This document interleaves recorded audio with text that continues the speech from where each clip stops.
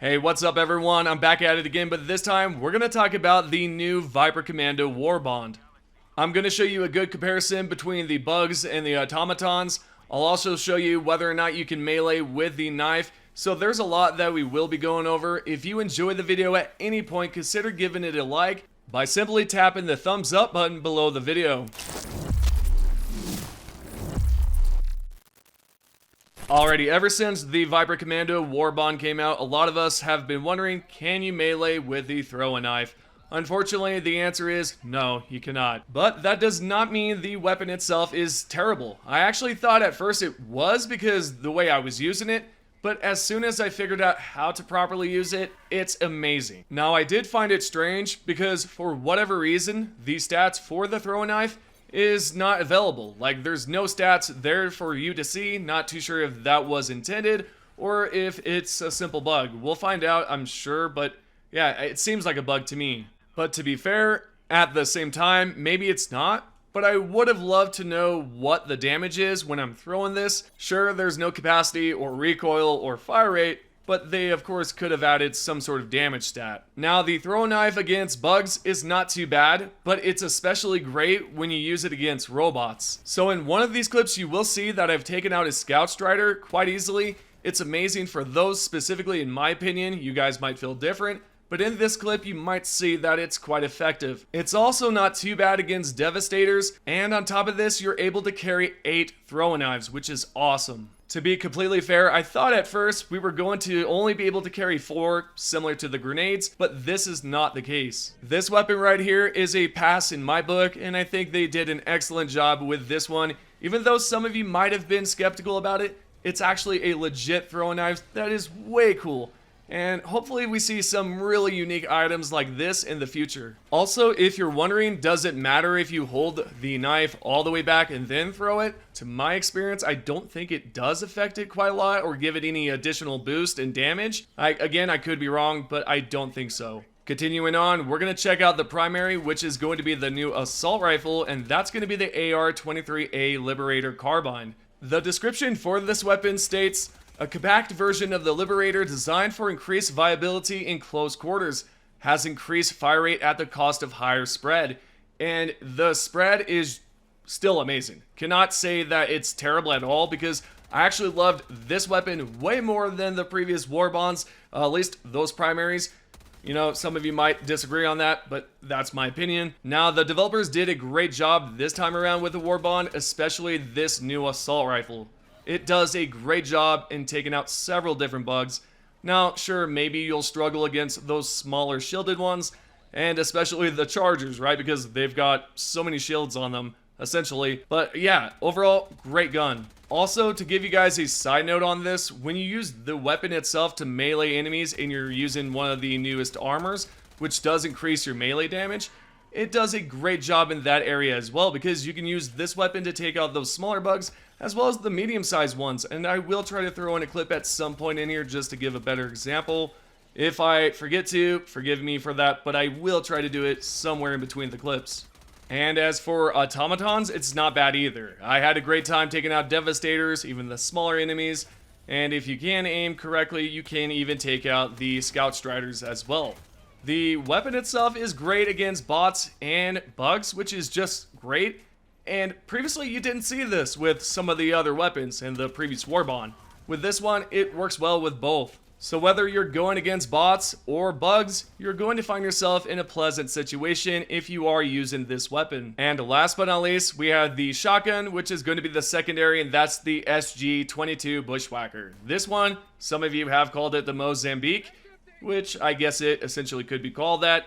And the description for this weapon states, a triple-barreled break-action sawed-off shotgun. Switch firing modes to fire all 3 barrels at once. In the clip right here, I did not do this, but you will see how effective it is even if you do not do that. But you will find yourself in a better situation if you were to fire all 3 bullets at once.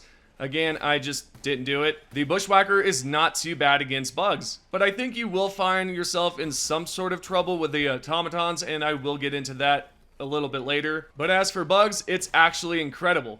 But when it comes down to those pesky shielded ones, you might find yourself in some sort of trouble. And speaking of trouble, you may not find it too useful against automatons. At least for myself, I did not find it too useful. Especially when you're overwhelmed with different enemies or different robots, it can become quite troublesome. Again, anything that I'm saying right here is completely subjective. You might feel completely different about it, but I did not find myself wanting to use this specifically against robots. I was just like, nah, I'm good. But when it comes down to the bugs, it's incredible. I don't have any complaints. And just to add this in here, I'm not complaining that the Bushwhacker is not OP against robots. That's not the situation. What I'm saying is that it's not effective. I think that's perfectly normal to have your balance, right? To have some weapons effective against robots and some that are effective against bugs. Moving on, we're now going to take a look at the entire Viper Commando Warbond here and talk a bit about it. The Warbond is actually not bad at all. I know some were a bit disappointed that there was only one primary, one secondary, and a utility. To be honest, this actually works out pretty well. I think they did a great job because it allows them to focus on 2 weapons and not just a bunch, right? This gives them more time to focus on what we have now, and then they can slowly make adjustments, and then who knows, maybe they give us more primaries or secondaries the next Warbond. Who knows? Personally, I think the way they've done it this time by giving us skins actually is really cool. It's something different, it's not the same, and it's unique. They've also done something really nice with the armor by not giving us the same thing every time. These armors are actually really awesome. I like the way that we have the sleeveless armor on and we can see everything. You can actually change the skin tones, which is really cool too.